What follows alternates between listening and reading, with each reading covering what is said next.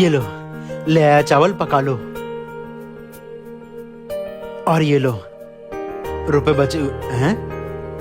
ये तो दुकानदार ने 30 रुपए ज्यादा दे दिए, 50 रुपए देने थे। ज्यादा दे दिए तो रख लीजिए। नहीं नहीं, हमें कभी किसी का हक नहीं मारना चाहिए। मैं अभी जाता हूँ और दुकानदार को ये 30 रुपए वापस करके आता हूँ।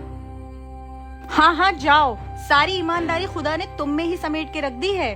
और ईमानदारी का इनाम तो देखो, ये उजड़े पुजड़े घर में रह रहे हम। तुम चाहे कुछ भी कहो, लेकिन मैं किसी की 1 रुपए की भी बेईमानी नहीं कर सकता।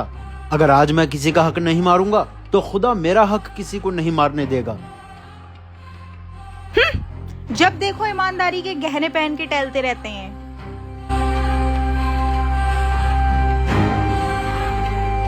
भैया, अभी मैं आपसे चावल लेकर गया था तो मैंने आपको 100 रुपए दिए थे, 50 के चावल लिए। आपको मुझे 50 रुपए वापस करने थे, लेकिन आपने 30 रुपए ज्यादा दे दिए। ये लो अपने 30 रुपए। कल आप 5 रुपए के लिए इतनी बहस कर रहे थे और आप आज 30 रुपए वापस देने आ गए। भैया, मोल भाव करना मेरा हक है, लेकिन अगर मेरे पास किसी का 1 रुपया भी ज्यादा आ जाए और मैं वो वापस ना करूं, ये बहुत बड़ा गुनाह है।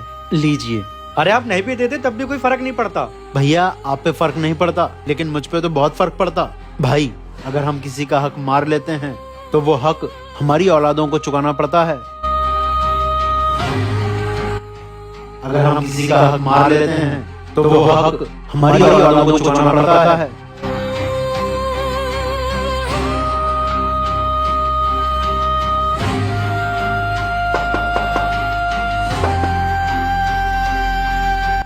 भाई 5 दिन पहले आप दुकान पे सौदा लेने गए थे तो आप ये 300 रुपए छोड़ के आ गए थे। अच्छा, मैं तो भूल ही गया था। तुम भी भूल जाते, 300 रुपए मिल जाते तुम्हें।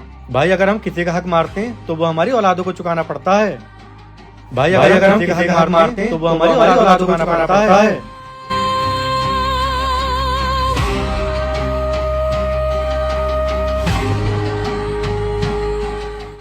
जी भाई, 5 साल पहले मैंने तुम्हारे पापा से 10 लाख रुपए उधार लिए थे और मैंने उनसे कह दिया था कि ये बात किसी को बताना मत, लेकिन 2 दिन बाद वो फौत हो गए। कौन है, क्या बातें हो रही हैं? अगले ही दिन तुम्हारे पापा इस दुनिया से चले गए। फिर मेरे मन में लालच आ गया कि कौन सा किसी को पता है, मैं ये रुपए वापस नहीं करूंगा। लेकिन आज मेरे दिल में खुदा का खौफ आया, इसलिए ये रुपए देने चला आया। भाई, अगर हम किसी का हक मार लेते हैं तो वो हमारी औलाद को चुकाना पड़ता है, इसीलिए मैं तुम्हारे रुपए देने चला आया। लो।